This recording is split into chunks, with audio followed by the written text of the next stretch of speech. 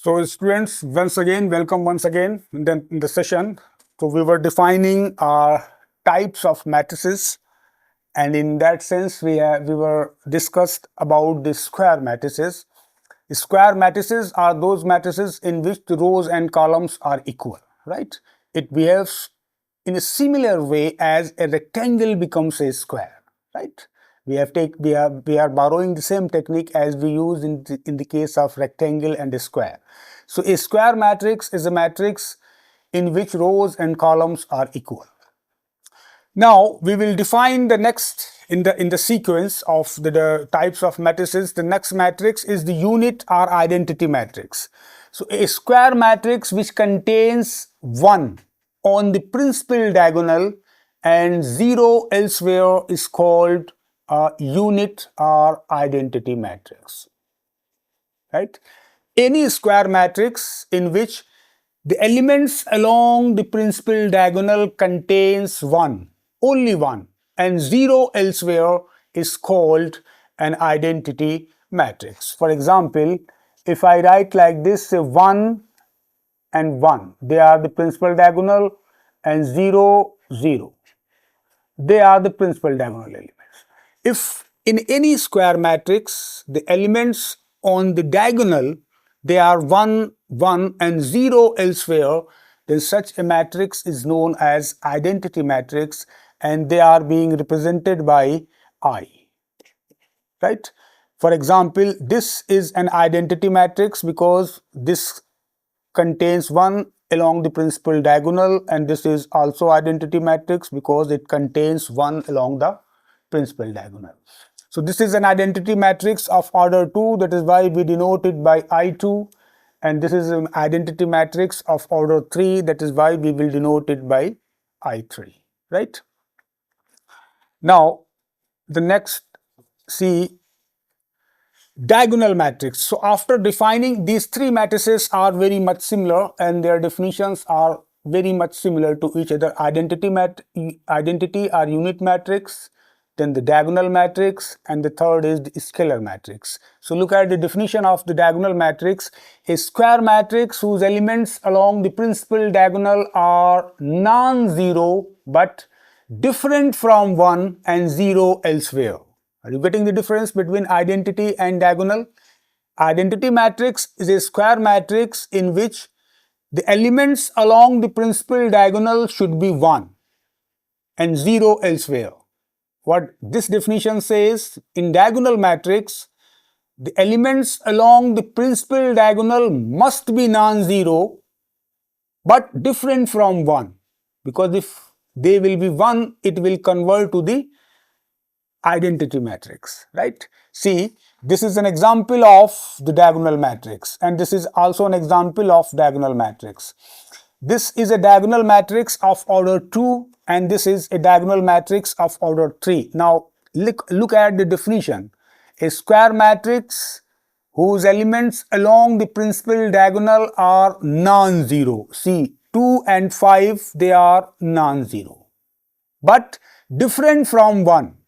2 and 5 are different from 1. See, if 2 and 5 are 1, then what we will get? 1, 0, 0 and 1. What we will get? We will get an identity matrix. This is the basic difference between diagonal and identity. The same here. What we are having? 3, 5 minus 1. 3, 5 are different from 0 but also different from 1. If we would have 1, so what we will get? 1, 0, 0, 0, 1, 0, 0, 0, 1. You will get identity matrix. Are you observing the difference between identity and diagonal matrix? In identity matrix, the elements along the principal diagonal must be 1 only and 0 elsewhere.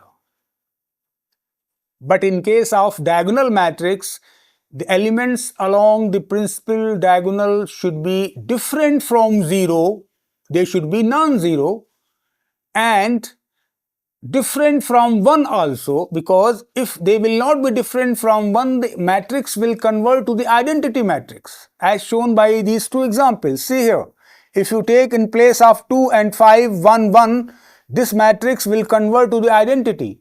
And here in place of 3, 5, 1, if you take 1, 1, 1, then this matrix will convert to the identity matrix also. Is it? Now the next is the scalar matrix. A scalar matrix means a diagonal matrix in which all its diagonal elements are equal is called a scalar matrix, right? Understand? Very thin difference between these three kinds of matrices. A square matrix is called a square matrix is called a scalar matrix if its all diagonal elements are same, right? If all its diagonal elements are same, but they should be different from 1. If they will be 1, it will again convert to the identity matrix. Let us take an example of this. This is 5, 5. See, the elements along the diagonal, they should be same. 5 and 5. 3, 3, 3.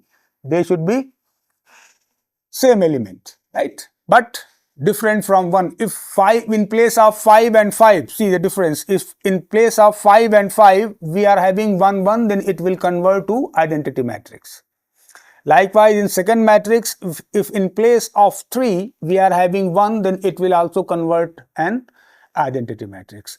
So these three matrices, identity, diagonal and scalar, they are almost runs on the similar pattern except a very little bit different. So don't be confused. You should be very clear to learn what is the basic difference between these three kinds of matrices, right? The next is upper and lower triangular matrices. A square matrix in which each of its element below the principal diagonal, right? This is a matrix of any order, and you know they are the diagonal elements, right? What its definition said, if in a square matrix in which each of its elements below the principal diagonal is 0, if all the elements in a matrix below this principal diagonal are 0 and they are non-zero, then it is called as upper triangular matrix. On the same line, if the situation is just reverse, it will be called as the lower triangular matrix, right? A square matrix in which each of its element below the principal diagonal is 0 is called upper triangular matrix, and a square matrix in which each of its elements above the principal diagonal is 0 is called a lower triangular matrix. For example, let us take an example of a 3 by 3 matrix. This is 1, 2, 3, 0, 6, 0. Diagonal is 1, this is 0, this is 5, right? Look at this. So this is the diagonal. Diagonal is this. So all the elements below the diagonal are 0. So it is called as upper triangular matrix. Means the diagonal elements above the diagonal must be non-zero. On the other hand, if we are having a matrix in which all the elements above the principal diagonal are 0, it is known as the lower triangular matrix, right? Comparable matrices. What is the meaning of comparable matrices, right? Two matrices A and B. Comparable means actually matrices almost, not verbatim, almost behave like numbers, and naturally whenever we have two numbers we can always talk about their comparison. In the subsequent text we will also see how matrices behaves like numbers, because the numbers satisfy the four basic operations of arithmetic, that is addition, subtraction, multiplication and division. Matrices almost also follow except division, right? That we will discuss later. So if we are having two numbers, we can always talk about their comparison. So naturally, if we are having two matrices, we can always talk about their comparison. So two matrices A and B are called comparable matrices if they are of the same order. This is the only condition for comparison of two matrices. If any two matrices are of the same order, they are said to be comparable. If they are of the different order, you cannot compare them. See the example. A is this matrix. This is a matrix of order 2 by 3. And B is this matrix. This is also a matrix of order 2 by 3. Order of A is 2 by 3 and order of B is also 2 by 3. So they are of the same order. We can compare them. If we take A is like this, 1, 3, 2, 9, 6, 5, this is a matrix A, and B is 1, 6, 9, 5. So its order is 2 by 3 and its order is 2 by 2. So A and B are not comparable. We cannot compare it. So what is the basic condition? Two matrices, they can be compared only if they are of the same order. The next definition is what? Equality of two matrices. Under what condition or how the two matrices can be equal? Two matrices A and B are said to be equal. They may be of the same order or not, right? Two matrices A is equals to P by Q and order of B is R by S. Their orders are different, okay? Their orders may be same, they may be of different order. We can say that two matrices A and B are said to be equal if the number of rows of the matrix A should be equal to number of rows of the matrix B. And A and B must have the same rows. The number of columns of matrix A should be equal to number of columns of the matrix B. It means A and B must have the same columns. And third condition, Aij is equals to Bij. It means their corresponding elements should be equal. A11 of A should be equals to B11 of B. It means first element of A should be equals to first element of B. Second element of A should be equals to second element of B. So their corresponding elements should be equal. So all these three conditions can be aligned or sum up in a single. In other words, two matrices A and B are equal if they are of the same order and their corresponding elements are also equal. So we can only talk about the equality of two matrices if they are of the same order. This is condition 1. If their orders are different, we can never talk about equality of two matrices. And condition 2, their corresponding elements must be equal, means A11 of the matrix A should be equals to B11 of the matrix B. A12 of the matrix A should be equals to B12 of the matrix B, and then so on. For example, say if I say this is a matrix X, Y, right? If I say this matrix is equals to 2 and 5, we can only talk about the equality of two matrices if they are of the same order.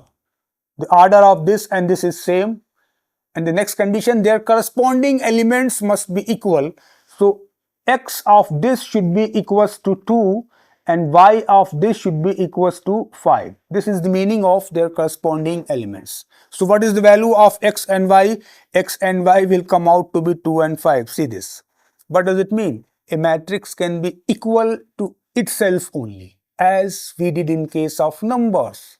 A number 2, for example, can be equal to 2 itself, not with any other number. In the same way, a matrix can be equal to itself, not any other matrix. This is what the basic requirement which we use in equality of two matrices, but the equality of two matrices will be used very frequently in the subsequent text to find out the solutions of various kinds of problems in our further or in our subsequent text. See this. if and only if x is 2 and y is 5. See, this matrix is equals to this. The first condition is what? We can only think about the equality of two matrices if they are of the same order. So its order is 3 by 3 and its order is 3 by 3. Their orders are same. Now the second condition is what? Their corresponding element should be equal. Look at the corresponding element here. First element of this should be equals to first element of this, of course equals. Second element of this should be equals to second element of this. This is also equals. 3 is equals to 3. 4 is equals to 4. X and 7. Therefore, x should be equals to 7. Right? Y and 9. So, y should be equals to 9. Z and 3. Z should be equals to 3, 7 is equals to 7, 5 is equals to 5. So if x is 7, y is 9 and z is 3, if these two matrices are equal, then these are the values of x, y and z. So once again we observe from these two examples, that is what? A matrix can be equals to itself, not with any other matrix, right? Let us take this example. Are the matrices this and this are equal? Think over it. What we can say about equality of these two matrices? What is the basic requirement for the equality of two matrices? The two matrices are equal if they are of the same order. If they are of the same order, then their corresponding elements will be equal. But here the order of this matrix is 2 and order of this matrix is, what is the order of this? It contains 3 rows and 2 columns. Its order is say 2 by 2 and its order is 3 by 2. So their orders are different. So we cannot talk about the equality of these two matrices. The solution is, this is a matrix of order 2 by 2. This is a matrix of order 3 by 3. They are of different orders, hence they are not equal, right? Take another example. If this matrix is equals to this, then find the values of x, y, z and w. Now look at this. What I told you, a matrix can be equals to matrix itself, not with any other matrix. This we have proved in the last examples or in the last few slides. And we also know, because matrices almost behaves like numbers, so a number can be equals to itself. But equality of two matrices play a very pivotal role or very prominent role in finding out the solutions of the various questions related to theory of matrices.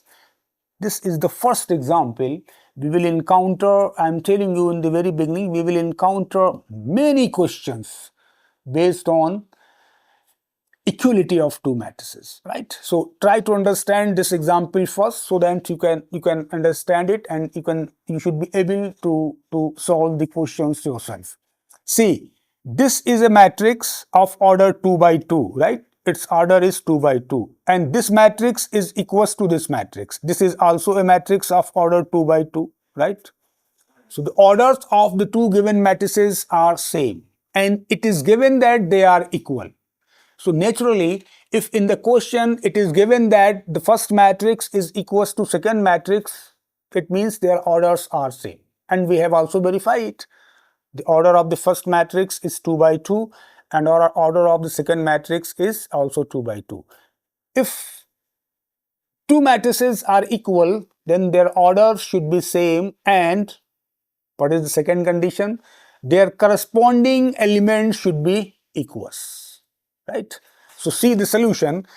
We are given this matrix is equals to this, and by equality of two matrices, what we know, two matrices are equal if their corresponding elements are equal. Now we are using equality of two matrices. See, x minus y should be equals to 0. See, this is equation number 1, right?